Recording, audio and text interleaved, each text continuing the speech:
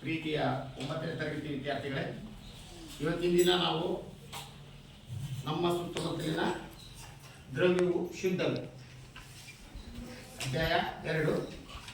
ಯಾವ ಪಾಠ? ನಮ್ಮ ಸುತ್ತಮುತ್ತಲಿನ ದ್ರವ್ಯವು ಶುದ್ಧವೇ. ಹಂಗಾರ ನಮ್ಮ ಸುತ್ತಮುತ್ತಲು ಅನೇಕ ವಸ್ತುಗಳಿವೆ, ಹೌದಲ್ಲ? ಅದೆಲ್ಲ ವಸ್ತುಗಳು ಶುದ್ಧನಾ? ಕೆಲವು ಶುದ್ಧ ಅದಾವೆ, ಕೆಲವು ಅಶುದ್ಧ ಅದಾವೆ, ಹೌದಲ್ಲ? ಹಂಗಾರೆ ಶುದ್ಧ ಅನ್ನೋ ಪದ ನೀವು ಯಾವ ವಸ್ತುಗಳ ಮೇಲೆ ಇರುತ್ತೆ? ಉದಾಹರಣೆ, ನೀವು ಈಗ ಒಂದು ಮಾರ್ಕೆಟ್ಗೆ ಹೋಗಿರ್ತೀರಿ. ಮಾರ್ಕೆಟ್ಗೆ ಹೋದಾಗ ಅಲ್ಲಿ ಕೆಲವು ವಸ್ತುಗಳನ್ನು ನೋಡ್ತೀವಿ. ಹಾಲು ಇರ್ಬೋದು, ತುಪ್ಪ ಇರ್ಬೋದು, ಬೆಣ್ಣೆ ಇರ್ಬೋದು, ಆಮೇಲೆ ಮಸಾಲೆ ಪದಾರ್ಥ ಇರ್ಬೋದು, ಆಮೇಲೆ ನೀವು ಕುಡಿತಕ್ಕಂಥ ನಾವು ನೀರು ಇರಲ್ಲ, ಮಿನರಲ್ ವಾಟರ್, ಅದು ಮಿನರಲ್ ವಾಟರ್, ಅವುಗಳ ಮೇಲೆ ಏನಂತ ಬರುತ್ತಾರೆ? ಪ್ಯೂರ್ ಅಂತ ಬರುತ್ತಾರೆ. ಏನ್ ಬರ್ತಾರೆ? ಪ್ಯೂರ್. ಪ್ಯೂರ್ ಅಂದ್ರೆ ಏನು? ಶುದ್ಧ. ಓಕೆ, ಹಂಗಾರೆ ಈಗ ಪಾಠಿಸಿದ್ರು ನಮ್ಮ ಸುತ್ತಲಿನ ದ್ರವ್ಯವು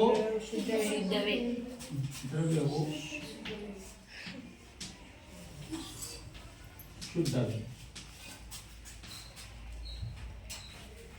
ಅಧ್ಯಾಯ 2. ಹಂಗಾರೆ ಈಗ ಇಲ್ಲಿ ಒಂದನೇ ಪಾಠದಲ್ಲಿ ನೀವು ದ್ರವ್ಯಮಾನ ಪದದ ಬಗ್ಗೆ ತಿಳ್ಕೊಂಡಿದ್ದೀರಿ. ಓಕೆ, ದ್ರವ್ಯ ಅಂದ್ರೆ ಏನು? ಯಾರು ಹೇಳ್ತೀರಿ? ದ್ರವ್ಯ ಅಂದ್ರೆ ಏನು? ಸ್ಥಳವನ್ನ ಆಕ್ರಮಿಸಬಲ್ಲ ಮತ್ತು ನಿರ್ದಿಷ್ಟ ದ್ರವ್ಯರಾಶಿಯನ್ನು ಹೊಂದಿರುವ ಯಾವುದೇ ವಸ್ತುವನ್ನು ಏನಂತ ಕರೀತಾರೆ? ಈಗ ನಾವು ಈಗಾಗಲೇ ಆ ಪಾಠವನ್ನು ಮುಗಿಸಿದ್ದೇವೆ, ಹೌದಲ್ಲ?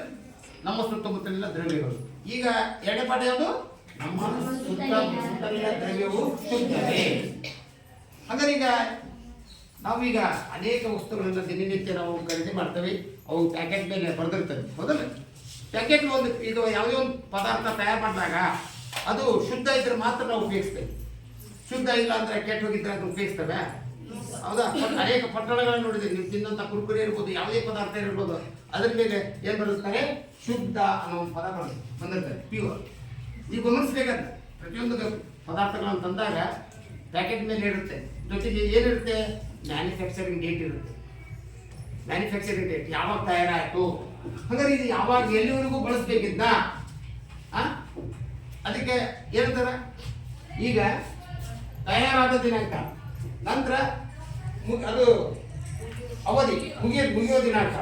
ಉದಾಹರಣೆ ಡ್ರಾಪ್ಸ್ ಇರ್ಬೋದು, ಆಮೇಲೆ ಮಾತ್ರೆ ಇರ್ಬೋದು. ಎಕ್ಸ್ಪೈರಿ ಡೇಟ್ ಅಂತ ಕರಿತಾರೆ, ಗೊತ್ತಲ್ಲ? ಎಕ್ಸ್ಪೈರಿ ಡೇಟ್ ಇದು ಗಮನಿಸ್ಬೇಕು ನೀವು. ಜೊತೆಗೆ ಬೆಲೆ, ಒಂದು ವಸ್ತುವನ್ನು ಖರೀದಿ ಮಾಡುವಾಗ ಅದ್ರ ಮೇಲೆ ಎಲ್ಲ ಅಂಶಗಳಿರಬೇಕು. ಇದನ್ನ ನಮ್ಮ ದೇಶದೊಳಗೆ ಒಂದು ISI ಅಂತ ಒಂದು ಮಾರ್ಕ್ ಇರುತ್ತೆ. ISI ಮಾರ್ಕ್ ಇರಬೇಕು. ಅಂದ್ರೆ ಆಹಾರವನ್ನ ಶುದ್ಧ ಇದೆಯಲ್ಲ ಅಂತ ಪರೀಕ್ಷೆ ಮಾಡಲಿಕ್ಕೆ ಇರ್ತಕ್ಕಂಥ ಒಂದು ಸಂಸ್ಥೆ ಅದು, ಹೌದಲ್ಲ? ಇವು ಒಂದು ವೇಳೆ ಈಗ ಅವುಗಳಿಲ್ಲ ಅಂದ್ರೆ, ISI ಮಾರ್ಕ್ ಇಲ್ಲ ಅಂದ್ರೆ ಯಾವ ವಸ್ತುನು ತಗೋಬಾರ್ದು. ಹಾಗಾದ್ರೆ ಅದು ಎಂತು? ಡುಪ್ಲಿಕೇಟ್ ಅಂದ್ರೆ ನಕಲಿ, ಹೌದಲ್ಲ? ಅದು ಕಲಬೆರಕೆ ಇರ್ತಕ್ಕಂಥ ಪದಾರ್ಥ. ಯಾವತ್ತು ISI ಮಾರ್ಕ್ ಇಲ್ಲದೆ ಇರ್ತಕ್ಕಂಥ ಪದಾರ್ಥವನ್ನು ನಾವು ಉಪಯೋಗಿಸಬಾರ್ದು. ಹಾಗಾದ್ರೆ ಈಗ ಪದಾರ್ಥಗಳ ಮೇಲೆ ಶುದ್ಧ ಅನ್ನೋದು ಬರೆದಿರುತ್ತೆ, ಶುದ್ಧ. ನಾವು ಯಾವಾಗ ಶುದ್ಧ ಅಂತ ಕರಿತೀವಿ? ಶುದ್ಧ ಅಂದ್ರೆ ಯಾವ? ಕಲಬೆರಕೆ ಇಲ್ಲದ ವಸ್ತುವನ್ನ ಶುದ್ಧ ಎನ್ನುತ್ತೇವೆ.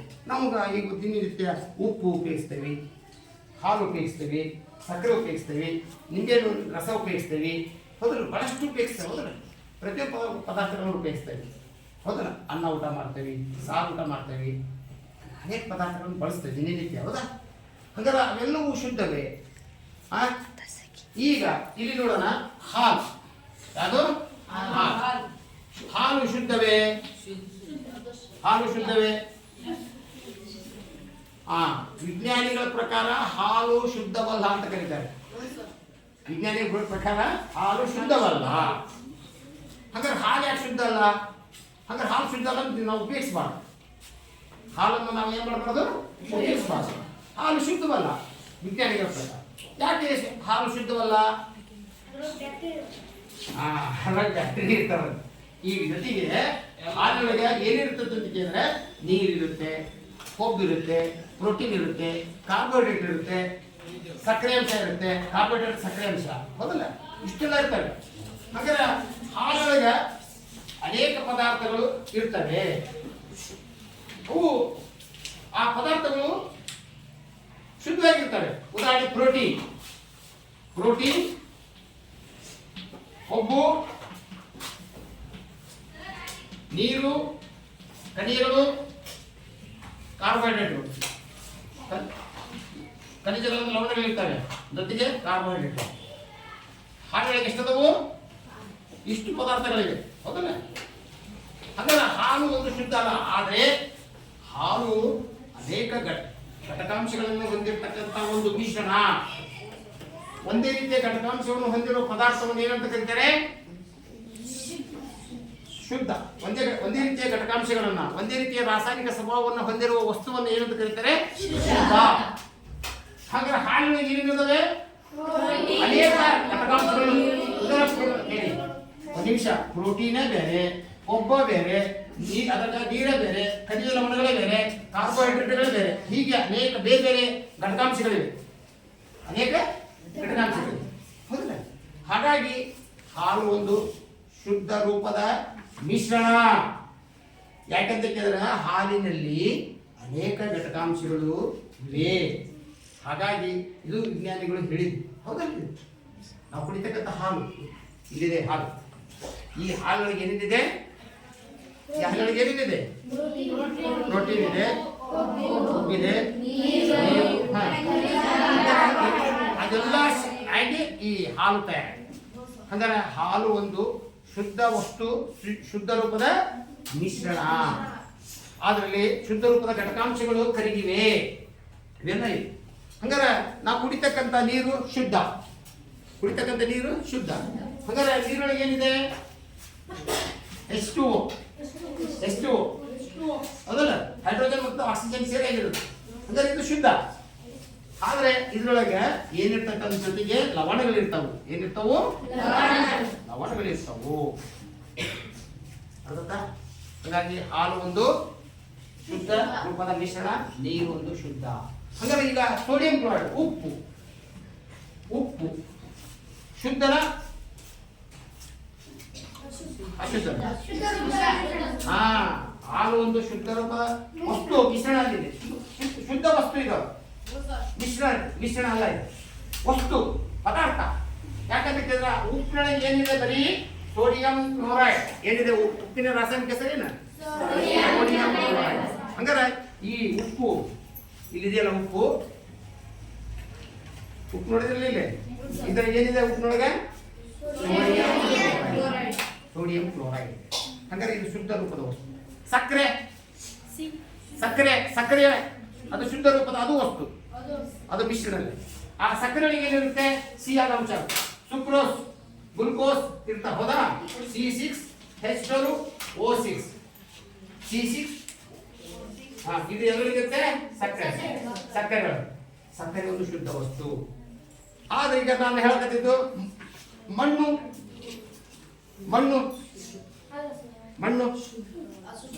ಶುದ್ಧ ರೂಪದ ವಸ್ತುವಲ್ಲ. ಇದರಲ್ಲಿ ಅನೇಕ ಪೋಷಕಾಂಶಗಳಿವೆ, ಹೌದಲ್ಲ? ಮಣ್ಣಿನೊಳಗೆ ಹ್ಯೂಮಸ್ ಇರುತ್ತೆ, ಮತ್ತೆ ಬೇರೆ ಬೇರೆ ಬ್ಯಾಕ್ಟೀರಿಯಾಗಳಿರ್ತವೆ, ಕಲ್ಲಿನ ಕಣಗಳಿರ್ತವೆ, ಮಣ್ಣಿನ ಕಣಗಳಿರ್ತವೆ.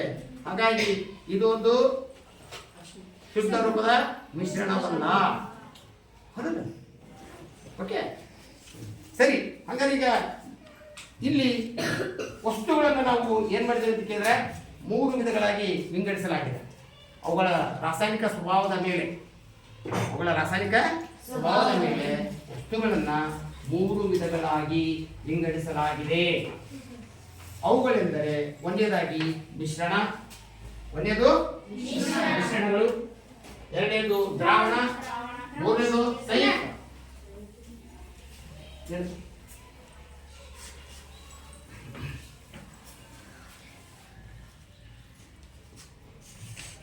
ವಸ್ತುಗಳನ್ನು ಅವುಗಳ ರಾಸಾಯನಿಕ ಸ್ವಭಾವದ ಆಧಾರದ ಮೇಲೆ ಎಷ್ಟು ವಿಧಗಳಾಗಿ ವಿಂಗಡಿಸಲಾಗಿದೆ? 3. ಒಂದನೇದು ಮಿಶ್ರಣಗಳು, ಹೌದಲ್ಲ? ಎರಡನೇದು ದ್ರಾವಣ,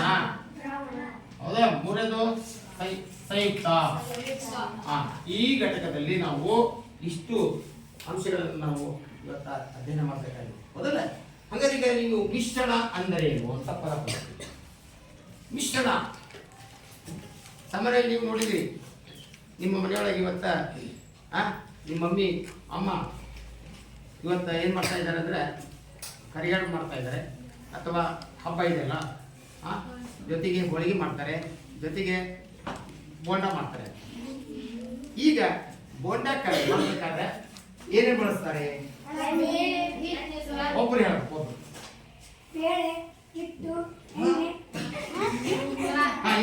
ಬೇಳೆ ಅಂದ್ರೆ ಕಡಲೆಬೇಳೆ.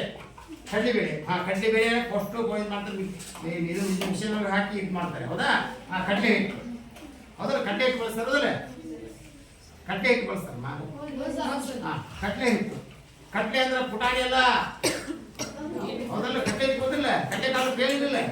ಆ ಕಡಲೆ ಕಾಳನ್ನ ಮಿಷನಿಗೆ ಹಾಕಿ ಪೌಡರ್ ಮಾಡಿರ್ತಾರೆ, ಅದು ಅಂಗಡಿಯಾಗ ರೆಡಿ ಇರ್ತದೆ, ಹೌದಲ್ಲ? ಆ ಕಡಲೆ ಹಿಟ್ಟು. ಅವಾಗ ಕಡಲೆ ಹಿಟ್ಟಿಗೆ ಏನನ್ನ ಹಾಕ್ತೀವಿ? ಸೋಡಾ ಪುಡಿ ಹಾಕ್ತೀವಿ, ಜೊತೆಗೆ ಹಾಕ್ತೀವಿ. ಅವಾಗ ಮತ್ತೆ ನಿಮ್ಮ ಮಮ್ಮಿ ಅದಕ್ಕೆ ಮತ್ತೇನು ಮಿಕ್ಸ್ ಮಾಡುತ್ತೆ? ಮಿಕ್ಸ್ ಅಂತಾರಲ್ಲ, ಉಪ್ಪು ಹಾಕುತ್ತೆ, ಉಪ್ಪು ಸ್ವಲ್ಪ ಖಾರ ಪುಡಿ ಹಾಕ್ತಾರೆ, ಮೆಣಸಿನಕಾಯಿ ಹಾಕ್ತಾರೆ, ಉಳ್ಳಾಗಡ್ಡಿ ಹಾಕ್ತಾರೆ. ಹಂಗಾರೆ ಈಗೆಲ್ಲ ಏನ್ ಮಾಡಿದ್ರಿ? ಅವನ್ನೆಲ್ಲ ಹಾಕಿ ಏನ್ ಮಾಡಿದ್ರಿ? ಮಿಕ್ಸ್ ಮಾಡ್ತೀರಿ ಅಂತ ಇಂಗ್ಲಿಷ್ನಾಗ, ಹೌದಲ್ಲ? ಅದಕ್ಕೆ ಏನಂತ ಕರೀತಾರ? ಮಿಶ್ರಣ. ಏನಂತ ಕರೀತಾರ? ಈಗ ಅಂದ್ರೆ ಈಗ ಬೋಂಡ ಆಗ್ಬೇಕಾದ್ರೆ ಒಂದೇ ವಸ್ತು ಆಗಲ್ಲ, ಬರೀ ಕಡ್ಡಿ ಇರ್ತಾನೆ ಎಣ್ಣೆ ಕರೆದ್ರೆ ಆಗಲ್ಲ, ಎಲ್ಲ ಅನೇಕ ವಸ್ತುಗಳನ್ನು ಅದಕ್ಕೆ ಹಾಕ್ಬೇಕು. ಅದಕ್ಕೆ ಅದು ಅದರ ಅದೊಂದು ಹಿಟ್ಟು ಇದೆಯಲ್ಲ, ರೆಡಿ ಮಾಡ್ತಾವಲ್ಲ, ಅದೊಂದು ಏನದು? ಮಿಶ್ರಣ. ಏನದು? ಮಿಶ್ರಣ. ಅದಕ್ಕೆ ಡೆಫಿನಿಷನ್ ಏನಪ್ಪ?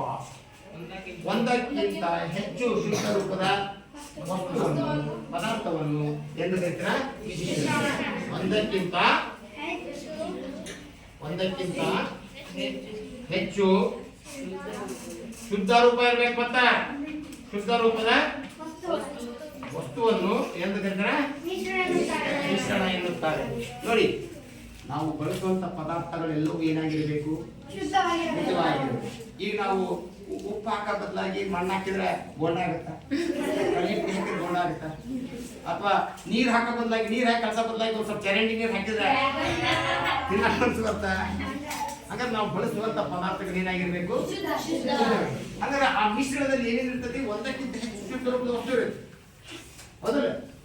ಈಗ ರಾಗಿ ಹಿಟ್ಟು ಪ್ಲಸ್ ಜೋಳದ ಹಿಟ್ಟು ಎರಡು ಸೇರಿದಾಗ ಅದೇನಾಗತ್ತೆ? ಏನಾಯ್ತಿದ್ದು? ಮಿಶ್ರಣ ಆಯ್ತು, ಹೌದಲ್ಲ? ಹಾಲಿಗೆ ನೀರು ಬೆರೆಸೋದು, ಹಾಲಿಗೆ ನೀರು ಬೆರೆಸೋದೇನು? ಮಿಶ್ರಣ, ಹೌದಲ್ಲ? ಒಂದಕ್ಕಿಂತ ಹೆಚ್ಚು ಪದಾರ್ಥವನ್ನು ಹೊಂದಿರೋದಕ್ಕೆ ಏನಂತ ಹೇಳ್ತಾರ? ಹಾಗಾದ್ರೆ ಈಗ ಉದಾಹರಣೆ ನೋಡ್ರಿ, ನೀರಿಗೆ, ಎದಕ್ಕೆ? ನೀರಿಗೆ ಏನ್ ಹಾಕಿದೆ ನಾನು? ಉಪ್ಪು ಹಾಕಿದೆ. ಇಷ್ಟು ನೀರಿಗೆ ಏನ್ ಹಾಕಿದೆ? ಉಪ್ಪು ಹಾಕಿದೆ. ಉಪ್ಪು ಹಾಕಿದೆ. ಈಗ ನೋಡೋಣ, ನೀರಿಗೆ ಉಪ್ಪು ಹಾಕಿ ಏನ್ ಮಾಡ್ತೀನಿ ನಾನು?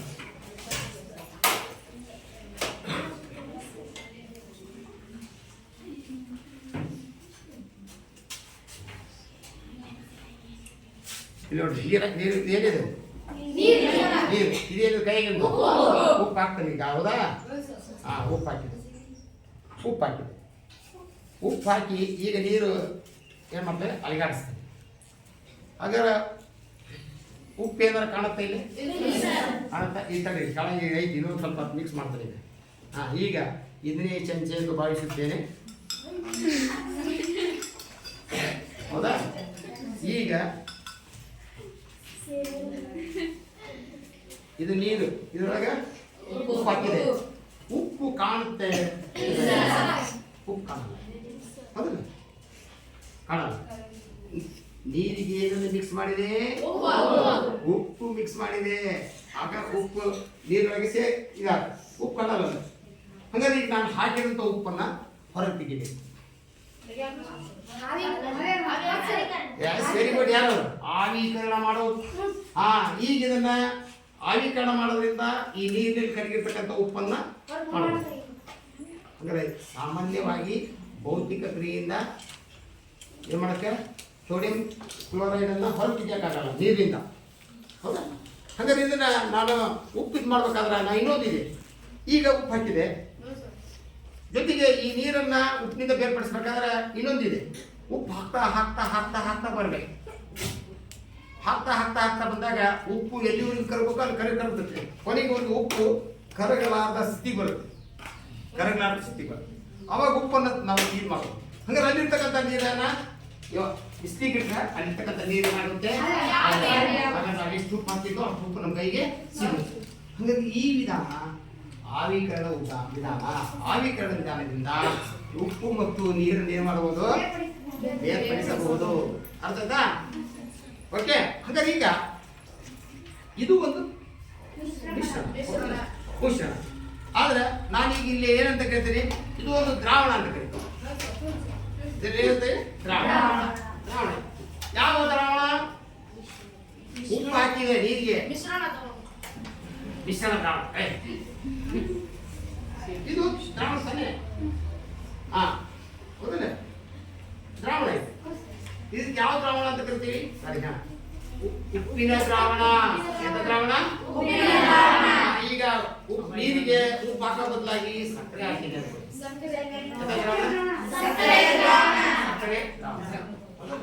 ಇದು ದ್ರಾವಣ. ಹಾಗಾದ್ರೆ ಈಗ ಈ ಮಿಶ್ರಣದಲ್ಲಿ ಎಷ್ಟು ವಿಧಗಳಿವೆ? ಮಿಶ್ರಣ ಪ್ರಕೃತಿಯಲ್ಲಿ ಅನೇಕ ಮಿಶ್ರಣಗಳಿವೆ. ಅದರಲ್ಲಿ ಸಾಮಾನ್ಯವಾಗಿ ಎಷ್ಟು ವಿಧ? 7 ವಿಧ. ಎಷ್ಟು ವಿಧ? 7 ವಿಧ. ಮಿಶ್ರಣದ ವಿಧಗಳು ಯಾವುವು ಅಂತ? ಏಕರೂಪ ಮಿಶ್ರಣ, ಏಕರೂಪವಲ್ಲದ ಮಿಶ್ರಣ. ಏಕರೂಪ ಮಿಶ್ರಣ,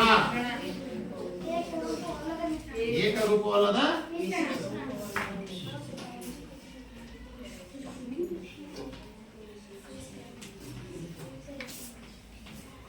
ಏಕರೂಪ ಮಿಶ್ರಣ ಅಂದ್ರೆ ಏನು? ಯಾಕೆ ಹೇಳ್ತೀನಿ? ಈಗ ನಾನು ನೀರಿಗೆ ಉಪ್ಪು ಹಾಕಿದೆ, ಉಪ್ಪು ನೀರಲ್ಲಿ ಕರಗುತ್ತೆ. ಇದರಲ್ಲಿ ಏನಾದರೂ ಉಪ್ಪಿನ ಕಣಗಳು ಕಾಣ್ತಾವ? ಹಂಗಾರ ಇಲ್ಲಿ ಉಪ್ಪಿನ ಕಣಗಳೆಲ್ಲ ಕಾಣ್ತಾವ? ಉಪ್ಪು ಕಾಣ, ಹೌದಲ್ಲ? ಹಂಗಾರೆ ಇದು ಯಾವ ಮಿಶ್ರಣ? ಇದಕ್ಕೆ ಇನ್ನೊಂದು ಹೇಳ್ತಾರೆ, ಸಮಜಾತ್ಯ ಮಿಶ್ರಣ, ಅಸಮಜಾತ್ಯ ಮಿಶ್ರಣ ಅಂತ ಕರೀತಾರೆ. ಏಕರೂಪ ಮಿಶ್ರಣಕ್ಕೆ ಏನಂತ ಹೇಳ್ತಾರೆ? ಸಮಜಾತ್ಯ ಮಿಶ್ರಣ. ಆಮೇಲೆ ಅಸಮಜಾತ್ಯ ಮಿಶ್ರಣ, ಏಕರೂಪವಲ್ಲದ ಮಿಶ್ರಣ. ಹಾಗಾದ್ರೆ ಉಪ್ಪಿನ ನೀರು ಎಂತ ಮಿಶ್ರಣ? ಏಕರೂಪ ಮಿಶ್ರಣ. ಹಾಗಾದ್ರೆ ಏಕರೂಪ ಮಿಶ್ರಣ ಎಂದರೇನು ಅಂತ ಪ್ರಶ್ನೆ ಕೇಳ್ತಾರೆ. ಉದಾಹರಣೆ ಕೊಡಿ ಅಂತ ಕೇಳ್ತಾರೆ. ಏಕರೂಪ ಮಿಶ್ರಣ ಅಂದ್ರೇನು? ಉದಾಹರಣೆ ಕೊಡಿ ಅಂತ ಕೇಳ್ತಾರೆ. ಏನು ಏಕರೂಪ ಮಿಶ್ರಣ ಅಂದ್ರೇನು? ಯಾರು ಹೇಳ್ತೀರಿ? ಈಗ ಹೇಳ್ಯ ನಾನು, ಒಂದೇ ರೀತಿಯ ರಾಸಾಯನಿಕ ಘಟಕಾಂಶವನ್ನು ಹೊಂದಿರುವ ವಸ್ತುವಿಗೆ ಏನು ಹೇಳ್ತೀರ? ಒಂದೇ ರೀತಿಯ ರಾಸಾಯನಿಕ ಘಟಕಾಂಶ ಅಥವಾ ಏಕರೂಪವಾಗಿ ಹರಡಿಕೊಂಡಿರುವ ವಸ್ತುವಿಗೆ ಏನಂತ ಕರೀತಾರ? ಏಕರೂಪ ಮಿಶ್ರಣ. ಹಂಗಾರೆ ಈಗ ಒಂದು ದಿನ ಇದಕ್ಕೆ ಏನ್ ಮಾಡ್ತಾನೆ? ಈಗ ಈ ನೀರು ತಗೋತಾನೆ, ಈ ನೀರಿಗೆ ಏನ್ ಹಾಕ್ತಾನೆ? ಈಗ ಮಣ್ಣು ಹಾಕ್ತಾನೆ. ಏನಾಗ್ತಾನೆ? ಈಗ ನೋಡ್ರಿ, ಇದು ಏಕರೂಪ ಮಿಶ್ರಣ. ಈ ನೀರಿಗೆ ನಾನೇನ್ ಹಾಕಿದೆ? ಈಗ ಮಣ್ಣು ಹಾಕಿದೆ, ಮಣ್ಣು ಹಾಕಿದೆ. ಇದು ಏಕರೂಪ ಸಂಯೋಜನೆ ಹೊಂದಿಲ್ಲ. ಈಗ ನಾವು ಇದ್ರಾಗ ಮಣ್ಣಿನ ಕಣಗಳು ಕಾಣ್ತಾವ? ಈಗ ಮಣ್ಣಿನ ಕಣಗಳು ಕಾಣ್ತಾವ? ಇಲ್ಲ ಕಾಣ್ತಾವ? ಎಲ್ಲರಿಗೂ ಕಾಣ್ತಾವ, ಹೌದಲ್ಲ? ಈಗ ಕರಗಿತ್ತು, ಒಂದು 2 ನಿಮಿಷ ಬಿಟ್ಟರು ಮಣ್ಣು ನೀಟಾಗಿ ಕರಗ್ತದೆ. ಆದ್ರೆ ಘನ ಕಣಗಳು ಏನಾಗ್ತವೆ? ತಳದಲ್ಲಿ ಸೇರ್ತಾವೆ, ಹೌದಲ್ಲ? ಸಣ್ಣ ಸಣ್ಣ ಕಣಗಳು ನೀರಿನಲ್ಲಿ ಕಾಣ್ತವೆ. ಎಲ್ಲ ನೋಡ್ರಿ, ಕಾಣ್ತವೆ. ಹಾಗಾದ್ರೆ ಈಗ ಏಕರೂಪ ಸಂಯೋಜನೆ ಹೊಂದಿಲ್ಲ. ಏಕರೂಪ ಸಂಯೋಜನೆ ಹೊಂದಿಲ್ಲದ ಮಿಶ್ರಣವನ್ನ ಏನಂತ ಕರೀತಾರೆ? ಏಕರೂಪವಲ್ಲದ ಮಿಶ್ರಣ ಅಂತಾರೆ. ಹಂಗಾರ ಮಣ್ಣು ಪ್ಲಸ್ ನೀರು ಮಣ್ಣೀರು, ಮಣ್ಣು ಪ್ಲಸ್ ನೀರು ಮಣ್ಣೀರು, ಇದು ಏಕರೂಪವಲ್ಲದ ಮಿಶ್ರಣ, ಹೌದಲ್ಲ? ಹಂಗಾರ ಈಗ ಎಣ್ಣೆ ಮತ್ತು ನೀರು, ಎಣ್ಣೆ ಉದಾಹರಣೆ, ಇದು ನೀರಿಗೆ ಸ್ವಲ್ಪ ಎಣ್ಣೆ ಹಾಕಿದ್ರೆ ಅವೆರಡು ಸಂಯೋಜನೆ ಆಗ್ತಾವ? ಎಣ್ಣೆ ಸೇರಿರಲ್ಲ. ಆ ಎಣ್ಣೆ ನೀರಿನಲ್ಲಿ ಏನಾಗುತ್ತೆ? ಮೇಲೆ ತೇಲುತ್ತೆ, ನೀರು ತಳಗಿರುತ್ತೆ. ಹೌದು, ನೀರು ತಳಗಿರ್ತೈತಿ, ಎಣ್ಣೆ ಮೇಲೆ ತೇಲ್ತೈತಿ. ಯಾಕೆ?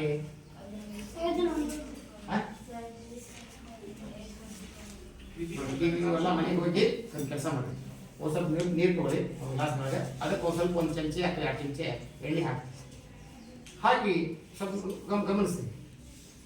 ಎಣ್ಣೆ ನೀರಿನ ಮೇಲೆ ತೇಲುತ್ತದೆ, ಆದ್ರೆ ಮಿಕ್ಸ್ ಆಗ್ತಾಯಿತ್ತು ಆಗಲ್ಲ. ಅದೇ ಆ ನೀರೇ ಬೇರೆ ಎಣ್ಣೆನೇ ಬೇರೆ ಸಪ್ರೇಟ್ ಆಗಿರುತ್ತೆ, ಹೌದಲ್ಲ? ಹಂಗಾರೆ ಈ ರೀತಿ ಎಣ್ಣೆ ನೀರಿನ ಮೇಲೆ ತೇಲಿಕ್ಕೆ ಕಾರಣ ಮುಂದೆ ಬರುತ್ತೆ, ಅದು ಮುಂದೆ. ಹಂಗಾರೆ ನೀರಿನ ಸಾಂದ್ರತೆ ಹೆಚ್ಚಿರುತ್ತೆ, ಎಣ್ಣೆಯ ಸಾಂದ್ರತೆ ಕಡಿಮೆ. ಯಾವ ವಸ್ತುಗಳ ಸಾಂದ್ರತೆ ಕಡಿಮೆ ಇರುತ್ತದೆಯೋ ಆ ವಸ್ತುಗಳು ಏನಾಗ್ತವೆ, ನೀರಿನಲ್ಲಿ ಆಗ್ತವೆ, ಹೌದಲ್ಲ? ಹಾಗಾದ್ರೆ ಈಗ ನಾನು ಹೇಳ್ತೇನೆ, ಈಗ ಇದಕ್ಕೆ ಕಲ್ಲು ಹಾಕಿದ್ದೀನಿ, ಇದಕ್ಕೊಂದಿಷ್ಟು ಕಲ್ಲಿನ ಪುಡಿ ಹಾಕಿದೆ. ಕಲ್ಲು ಏನಾಗುತ್ತೆ, ತಳ ಸೇರುತ್ತೆ, ಮುಳುಗುತ್ತೆ, ಹೌದಲ್ಲ? ನೀರಿನಲ್ಲಿ ಮುಳುಗುತ್ತೆ. ಹಾಗಾದ್ರೆ ನೀರಿನ ಸಾಂದ್ರತೆ ಹೆಚ್ಚು, ಕಲ್ಲಿನ ಸಾಂದ್ರತೆ ಸಾಂದ್ರತೆ ಹೆಚ್ಚಿರುವ ವಸ್ತುಗಳು ಮುಳುಗುತ್ತವೆ, ತಳ ಸೇರುತ್ತವೆ. ಸಾಂದ್ರತೆ ಕಡಿಮೆ ಇರುವಂಥ ವಸ್ತುಗಳು ತೇಲುತ್ತವೆ. ಹೌದ್ರೆ ಗಾಳಿಯ ಸಾಂದ್ರತೆ ಬಹಳ ಕಡಿಮೆ ಇದೆ, ಹಾಗಾಗಿ ಗಾಳಿ ತೇಲ್ತಾ ಇದೆ, ತೇಲ್ತಿಲ್ಲ. ಇದು ಸಾಂದ್ರತೆ ಬಂದಾಗ ಬರುತ್ತೆ, ಅರ್ಥದಾ? ಈಗ ಜೊತೆಗೆ ಈ ನೀರಿಗೆ ಈ ನೀರು ಚೆಲ್ಲ ಮಣ್ಣೀರ. ಈಗ ನಾವು ಇಲ್ಲಿ ಸ್ವಲ್ಪ ಚಾಕ್ಪೀಸ್ ಪೌಡರ್ ಹಾಕೋಣ ನೀರಿಗೆ. ಏನಾಕೋಣ? ಚಾಕ್ಪೀಸ್ ಪೌಡರ್, ಚಾಕ್ಪೀಸ್ ಅನ್ನ ಪುಡಿ ಪುಡಿ ಮಾಡಿದ್ದೀವಿ, ಹೌದಾ? ನೀರಿಗೆ ಏನಾಗ್ತಾರೆ ಈಗ? ಚಾಕ್ಪೀಸ್ ಪೌಡರ್ ಹಾಕ್ತಾರೆ. ತರ್ಮ ನೀರು ಸ್ವಲ್ಪ ಇಡೀ ಇಲ್ಲ, ಸ್ವಲ್ಪ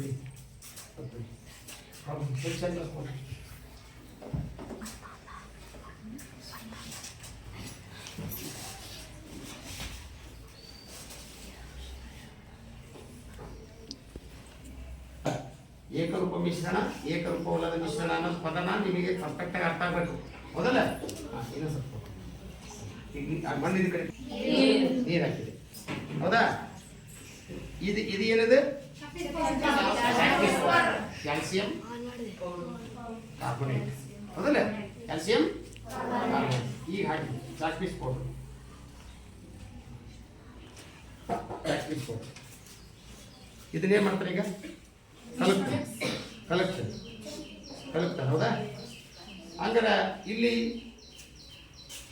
ನೀರಿನ ಜೊತೆಗೆ ಚಾಕ್ಪೀಸ್ ಪೌಡರ್ನ ಕಣಗಳು ಸೇರ್ಕೊಂಡು ಇದು ಈಗ ಒಂದು 5 ನಿಮಿಷ ಅಲಗಾಡಿಸದೆ ಹಾಗೆ ಬಿಟ್ಟರೆ ಘನ ಕಣಗಳು ಏನಾಗ್ತವೆ, ಆಮೇಲೆ ಹಿರಿಯಾದ ಕಣಗಳು ನೀರಿರ್ತವೆ, ಹೌದಲ್ಲ? ನೀರಿನ ಕಣಗಳು ಬಂದಿರ್ತವೆ. ಹಂಗಾರೆ ಇದು ಏಕರೂಪ ಮಿಶ್ರಣ, ಏಕರೂಪ ಮಿಶ್ರಣ ಅಲ್ಲ, ಏಕರೂಪವಲ್ಲದ ಗೊತ್ತಲ್ಲ? ಇಲ್ಲಿ ನೋಡಿ ಕಾಣ್ತಿಲ್ಲ, ಕಣ ಸೇರುತ್ತಿಲ್ಲ, ಆಮೇಲೆ ನೀರಿದೆ, ಆ ನೀರಿನ ಜೊತೆಗೆ ಸಣ್ಣ ಸಣ್ಣ ಕಣಗಳು ಇದೆ, ಚಾಕ್ಪೀಸಿನ ಕಣಗಳು ನೋಡಿ, ಅದು ಕಾಣ್ತಾವಿಲ್ಲ. ಹಾಗಾದ್ರೆ ಇದು ಏಕರೂಪವಲ್ಲದ ಮಿಶ್ರಣ. ಹಾಗಾಗಿ ನೀವು ಏಕರೂಪ ಮಿಶ್ರಣ ಅಂದ್ರೆ ಏನು ಅಂತ ನಿಮಗೆ ಹೇಳ್ಬೇಕಾದ್ರೆ, ಒಂದೇ ರೀತಿಯ ರಾಸಾಯನಿಕ ಸಂಯೋಜನೆಯನ್ನ ಹೊಂದಿರುವಂತ ವಸ್ತು ಏನಂತ ಕರೀತಾರೆ? ಹೇಳಿ ನೋಡೋಣ, ಹೇಳಿ. ಏಕರೂಪ ಮಿಶ್ರಣ ಅಂದ್ರೆ ಏನು? ಒಂದೇ ರೀತಿಯ ಸಂಯೋಜನೆಯನ್ನು ಹೊಂದಿರುವ ವಸ್ತುವಿಗೆ ವಸ್ತುವನ್ನು ಮಾಡಿದ್ರೆ ಮಿಶ್ರಣ ಅಂದ್ರೆ. ಒಂದೇ ರೀತಿಯ ರಾಸಾಯನಿಕ ಸಂಯೋಜನೆಯನ್ನು ಹೊಂದಿರುವ ಮಿಶ್ರಣಕ್ಕೆ ಏಕರೂಪ ಮಿಶ್ರಣ ಎನ್ನುತ್ತಾರೆ. ಒಂದೇ ರೀತಿಯ ರಾಸಾಯನಿಕ ಸಂಯೋಜನೆಯನ್ನು ಹೊಂದಿಲ್ಲದ ಬೇರೆ ಬೇರೆ ವಿಭಿನ್ನ ಘಟಕಗಳನ್ನು ಹೊಂದಿರತಕ್ಕಂಥ ಮಿಶ್ರಣಕ್ಕೆ ಏನಂತ ಕರೀತಾರೆ? ಏಕರೂಪವಲ್ಲದ ಮಿಶ್ರಣ ಎನ್ನುತ್ತಾರೆ. ಅರ್ಥಾಯ್ತಾ? ಕೈ ಕಟ್ಕೊಂಡು ಕೈ ಕಟ್ಟಿ ಅರ್ಥಾಯ್ತಾ? ಎಲ್ಲಿ ಅವತ್ತು ಕೈ ಕಟ್ಟಬಾರ್ದು, ಆರಾಮ್ ಫ್ರೀ ಕಟ್ಟಬಾರ್ದು. ಈಗ ಮಿಶ್ರಣ ಗೊತ್ತಾಯ್ತು. ಹಾಗಾದ್ರೆ ನಿಮಗೀಗ ಕೆಲವು ಬೀಕರ್ಗಳನ್ನು ಕೊಟ್ಟು ಅದರೊಳಗೆ ಕೆಲವು ವಸ್ತುಗಳನ್ನು ಹಾಕಿ, ಉದಾಹರಣೆ ಸೋಡಿಯಂ ಸಲ್ಫೇಟ್ ಜೊತೆಗೆ ಮ್ಯಾಗ್ನೀಸಿಯಂ ಹೈಡ್ರಾಕ್ಸೈಡ್, ಹೀಗೆ ಕೆಲವು ಪದಾರ್ಥಗಳನ್ನು ಕೊಟ್ಟು ಏನು ಮಾಡ್ತಾರೆ, ನೀರಿಗೆ ಅವುಗಳನ್ನು ಹಾಕಿಸ್ತಾರೆ. ಹಾಗಾದ್ರೆ ಇದ್ರಾಗ ಏಕರೂಪ ಮಿಶ್ರಣ ಯಾವುದು, ಏಕರೂಪವಲ್ಲದ ಮಿಶ್ರಣ ಯಾವುದು ಅನ್ನೋದು ಕಂಡುಹಿಡಿಯೋದಲ್ಲ, ಕಂಡುಹಿಡಿಯೋದಲ್ಲ. ಈಗ ನೀರಿಗೆ ಉಪ್ಪು ಹಾಕಿ ಕೊಟ್ಟಿದ್ದೇನೆ ಒಂದು ಬೀಕರಿಗೆ, ಇನ್ನೊಂದು ಬೀಕರಿಗೆ ಏನು ಹಾಕಿದ್ದೀನಿ, ನೀರಿಗೆ ಮಣ್ಣು ಹಾಕಿದ್ದೀನಿ, ಇನ್ನೊಂದು ಬೀಕರಿಗೆ ಏನು ಹಾಕಿದ್ದೀನಿ, ಸೋಡಿಯಂ ಸಲ್ಫೇಟ್ ಹಾಕಿ ಕೊಟ್ಟಾನೆ ಒಂದು ಬೀಕರಿಗೆ. ಇನ್ನೊಂದು ಬೀಕರಿಗೆ ಏನು ಕೊಟ್ಟನಿ ಮ್ಯಾಗ್ನೀಷಿಯಂ ಹೈಡ್ರಾಕ್ಸೈಡ್ ಮತ್ತು ಸೋಡಿಯಂ ಕಾರ್ಬೊನೇಟ್ ಎರಡನ್ನು ಹಾಕಿನಿ ಅಂತ 4 ಬೀಕರ್ ಅದಾವ. ಇದ್ರಾಗ ಏಕರೂಪ ಮಿಶ್ರಣ ಯಾವುದು, ಏಕರೂಪದ ಮಿಶ್ರಣ ಯಾವುದು ಅನ್ನೋದು ಕಂಡುಹಿಡಿಬೋದ? ಓಕೆ, ತಿಳಿತಿದ್ದಿಲ್ಲ, ಕಂಡುಹಿಡಿಯಬಹುದು. ಹಂಗಾರೆ ಮೊದಲನೇ ಬೀಕರ್ ಇದೆ ಎ ಬೀಕರ್ ಅನ್ನೋದು, ಅದು ಏಕರೂಪ ಮಿಶ್ರಣ. ಇನ್ನು ಉಳಿದ ಬೀಕರ್ಗಳು ಏಕರೂಪದ ಮಿಶ್ರಣಗಳು. ಅರ್ಥಾತ ಮಿಶ್ರಣಗಳ ಬಗ್ಗೆ ತಿಳಿತಿಲ್ಲ. ಮಿಶ್ರಣ ಎಂದರೇನು ಯಾರು ಹೇಳ್ತೀರಿ? ಹೇಳಪ್ಪ. ಒಂದಕ್ಕಿಂತ ಹೆಚ್ಚು ಶುದ್ಧ ರೂಪ. ಒಂದಕ್ಕಿಂತ ಹೆಚ್ಚು ಶುದ್ಧ ರೂಪದ ವಸ್ತುವನ್ನು ಏನಂತ ಕರೀತಾರೆ? ಮಿಶ್ರಣ ಎನ್ನುತ್ತಾರೆ. ಈಗ ತಡಿ, ಜೋಳದ ಹಿಟ್ಟು ಪ್ಲಸ್ ರಾಗಿ ಹಿಟ್ಟು ಎರಡು ಏನ್ ಮಾಡಿದ್ವಿ? ಮಿಶ್ರಣ ಮಾಡಿದ್ವಿ, ಹೌದಲ್ಲ? ಜೊತೆಗೆ ಮತ್ತೆ ಮಿಶ್ರಣ ಬೇರೆ ಬೇರೆ ಹೇಳ್ರಿ ನೋಡೋಣ. ಜೋಳ ಪ್ಲಸ್ ರಾಗಿ, ಆ ಜೋಳ ಪ್ಲಸ್ ರಾಗಿ ಅಂತ ಮತ್ತೆ ಹಾಲು ಮತ್ತು ನೀರು, ನೀರಿನ ಮಿಶ್ರಣ. ಓಕೆ, ಹೇಳ್ಬೋದು, ಬೇಕಾದ ಹೇಳ್ಬೋದು. ನಾವು ದಿನನಿತ್ಯ ಅನೇಕ ಮಿಶ್ರಣಗಳನ್ನ ಬಳಸುತ್ತೇವೆ. ಓಕೆ, ಈಗ ಮಿಶ್ರಣದಾಯ್ತು. ನೆಕ್ಸ್ಟ್ ಯಾವ್ದಪ್ಪ ಅಂತ ಕೇಳಿದ್ರೆ ದ್ರಾವಣ. ಯಾವುದು? ದ್ರಾವಣ. ದ್ರಾವಣ ಅಂದ್ರೇನು? ಎರಡು ಸಮರೂಪ ಹೆಚ್ಚು ವಸ್ತುಗಳ ಸಮರೂಪ ಮಿಶ್ರಣವನ್ನೇ ದ್ರಾವಣ. ಯಾರು ಹೇಳ್ರಿ? ಎರಡು ಸಮರೂಪ ವಸ್ತುಗಳ ಮಿಶ್ರಣವನ್ನು ಏನಂತ ಕರೀತಾರ? ಎರಡು ಸಮರೂಪ ವಸ್ತುಗಳ ಮಿಶ್ರಣವನ್ನ ದ್ರಾವಣ. ಈಗ ದ್ರಾವಣದ ಬಗ್ಗೆ ನೋಡಿ.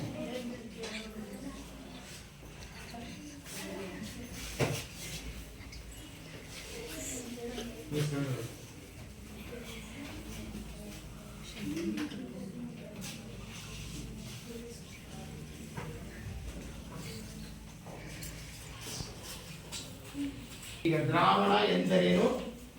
ಎರಡು ಸಮರೂಪ ಸಮರೂಪ ಹೆಚ್ಚು ವಸ್ತುಗಳ ಮಿಶ್ರಣವನ್ನ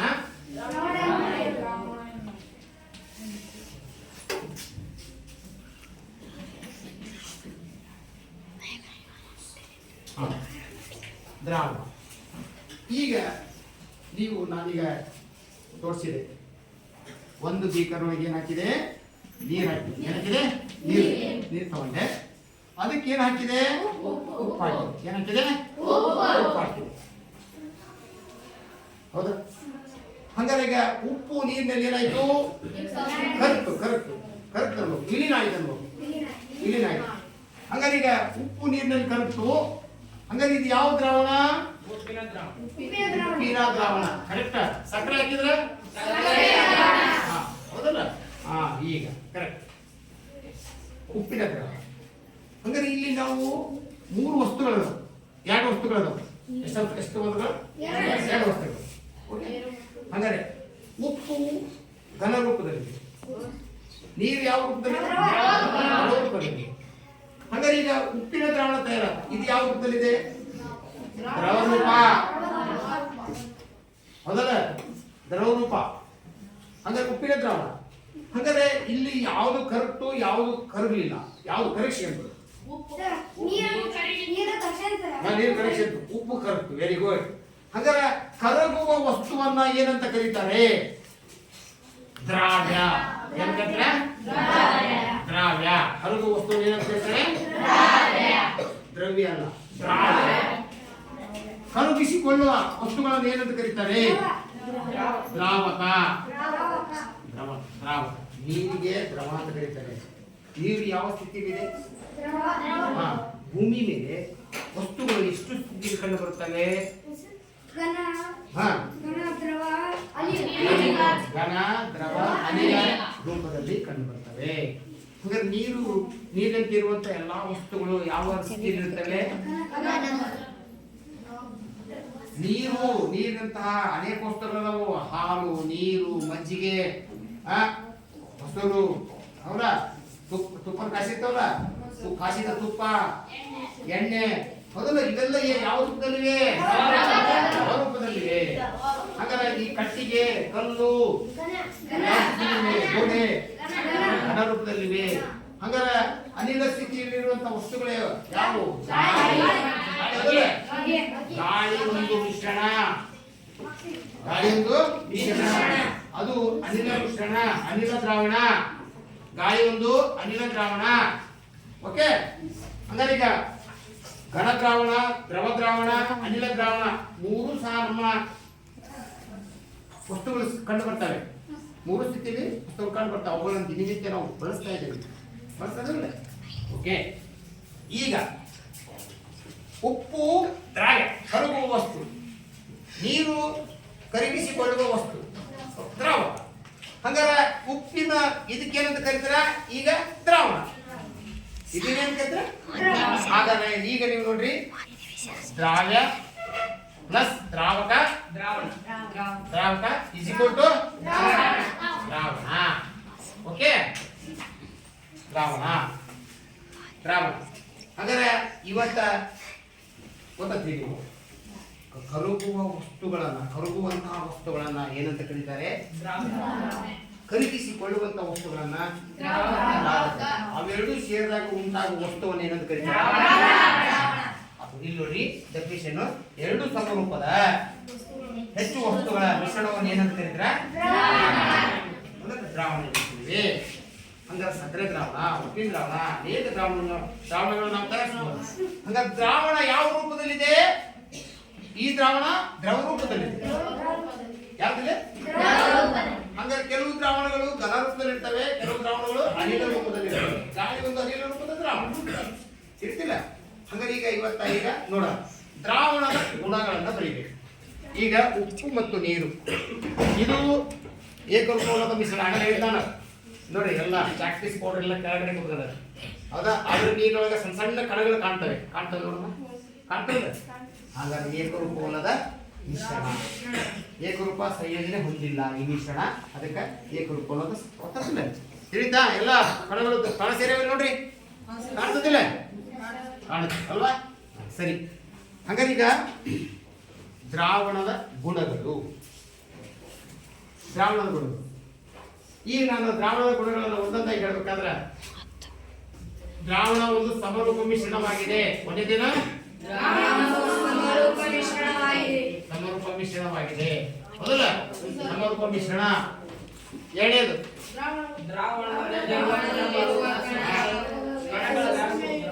ದ್ರಾವಣದಲ್ಲಿ ಕಣಗಳ ವ್ಯಾಸ ಬಹಳ ಕಡಿಮೆ ಆಗಿರುತ್ತದೆ, ಹೌದಲ್ಲ? ಹಾಗಾಗಿ ಬೆಳಕನ್ನ ಚದುರಿಸುವುದಿಲ್ಲ. ಬೆಳಕನ್ನ ಏನ್ ಮಾಡೋದಿಲ್ಲ? ಚದುರಿಸುವುದಿಲ್ಲ. ಬರಿಗಣ್ಣಿಗೆ ಕಾಣಿಸುವುದಿಲ್ಲ. ಉಪ್ಪು ಕರಿಗಿರ್ತದೆ ನೀರೊಳಗೆ, ಉಪ್ಪಿನ ಕಣಗಳಿಂದ ಕಾಣ್ತವ ಕಣ್ಣಿಗೆ? ದ್ರಾವಣದ ಕಣಗಳು ಈ ಬರಿಗಣ್ಣಿಗೆ ಕಾಣುವುದಿಲ್ಲ. ಇದು ಎರಡನೇ ಪಾಯಿಂಟ್. ಆಮೇಲೆ ಮೂರನೇ ಪಾಯಿಂಟ್ ಅಂತ ಹೇಳಿದ್ರೆ, ದ್ರಾವಣದ ಕಣಗಳು ಚಿಕ್ಕದಾಗಿರೋದ್ರಿಂದ, ಬರಿಗಣ್ಣಿಗೆ ಕಾಣದೇ ಇರೋದ್ರಿಂದ, ಇದ್ರ ಮೂಲಕ ಬೆಳಕಿನ ಪಥವನ್ನು ಹಾಯಿಸಿದಾಗ ಅಲ್ಲಿ ಬೆಳಕು ಏನಾಗುವುದಿಲ್ಲ, ಚದುರುವುದಿಲ್ಲ. ಬೆಳಕನ್ನು ಚದುರದಷ್ಟು ಚಿಕ್ಕದಾಗಿವೆ. ಅರ್ಥ? ನಾಲ್ಕನೇ ಪಾಯಿಂಟ್ ಏನಪ್ಪ ಅಂತ ಹೇಳಿದ್ರೆ, ಸೋಸುವಿಕೆ ವಿಧಾನದಿಂದ, ಸೋಸೋದ್ರಿಂದ. ಉದಾಹರಣೆ, ನೀರು ಮತ್ತು ಉಪ್ಪು ಏನ್ ಮಾಡೋದ್ರಿಂದ, ಒಂದು ಜಾಡಿ ಇಟ್ಕೊಂಡು ಮನೆಗೆ ಟೀ ಸೋಸ್ತಾರ, ಸೋಸೋ ಅಥವಾ ಸೋಸುವ ಕಾಗದದಿಂದ ಹಾಕಿದಾಗ, ಸೋಸುವ ಕಾಗದ ಅಂತ ಫಿಲ್ಟರ್ ಪೇಪರ್, ಅದು ಒಂದು ಗ್ಲಾಸಿಗೆ ಕೊಟ್ಟು ಹಾಕಿದ್ರೆ ಉಪ್ಪು ಮತ್ತು ನೀರು ಸಪ್ರೇಟ್ ಆಗುತ್ತಾ? ಸಪ್ರೇಟ್ ಆಗಲ್ಲ, ಉಪ್ಪು ನೀರೇ ಬೀಳ್ತದೆ. ಹಾಗಾಗಿ ಯಾಕಂತ ಕೇಳಿದ್ರೆ ದ್ರಾವಣದ ಕಣಗಳು ಅಷ್ಟು ಚಿಕ್ಕದಾಗಿವೆ. ಆದ್ರೆ ಯಾವ ಭೌತಿಕ ಕ್ರಿಯೆಯಿಂದ ಉಪ್ಪು ಮತ್ತು ನೀರನ್ನ ಬೇರ್ಪಡಿಸಬಹುದು? ಆವಿಕರಣದಿಂದ, ಹೌದಲ್ಲ?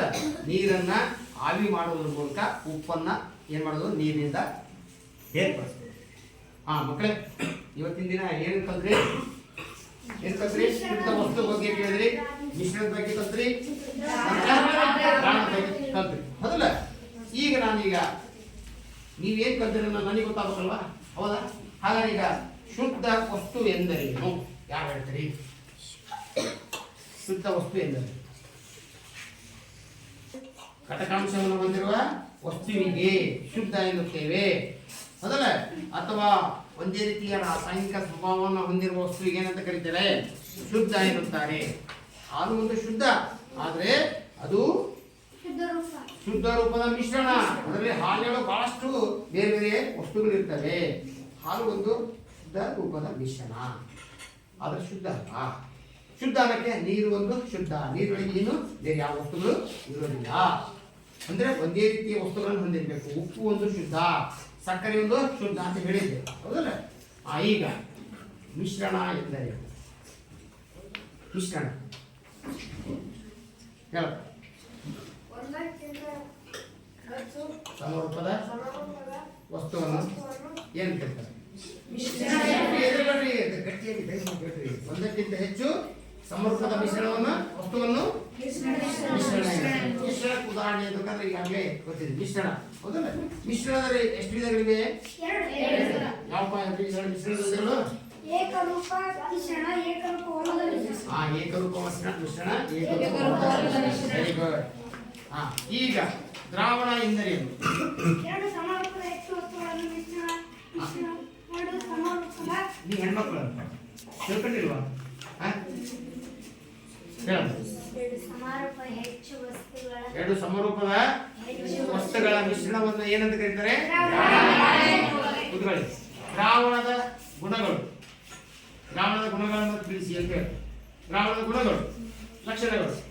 ದ್ರಾವಣ ಒಂದು ಸಮರೂಪದ ಮಿಶ್ರಣವಾಗಿದೆ. ದ್ರಾವಣದ ಕಣಗಳು ಬರಿಗಣ್ಣಿಗೆ ಕಾಣಿಸುವುದಿಲ್ಲ. ದ್ರಾವಣದ ಕಣಗಳು ಸಣ್ಣ ಚಿಕ್ಕದಾಗಿರೋದ್ರಿಂದ ಬೆಳಕನ್ನ ಚದುರಿಸುವುದಿಲ್ಲ. ನಂತರ ಇನ್ನೊಂದು ಯಾವುದು? ಸೋಸುವಿಕೆ ವಿಧಾನದಿಂದ ದ್ರಾವಣದ ಕಣಗಳನ್ನ ಬೇರ್ಪಡಿಸಲು ಸಾಧ್ಯವಿಲ್ಲ. ಅರ್ಥಾಯ್ತಿಲ್ಲ? ಮಕ್ಕಳೇ, ಇಲ್ಲಿವರೆಗೂ ನಮ್ಮ ಸುತ್ತಲಿನ ದ್ರವ್ಯ ಶಬ್ದಗಳು ಎಂಬ ಪಾಠವನ್ನು ಕೇಳಿದ್ರಿ. ಉಳಿದ ವಿಷಯವನ್ನು ಮುಂದಿನ ತರಗತಿಯಲ್ಲಿ ಅಭ್ಯಾಸ ಮಾಡೋಣ. ನಮಸ್ಕಾರ.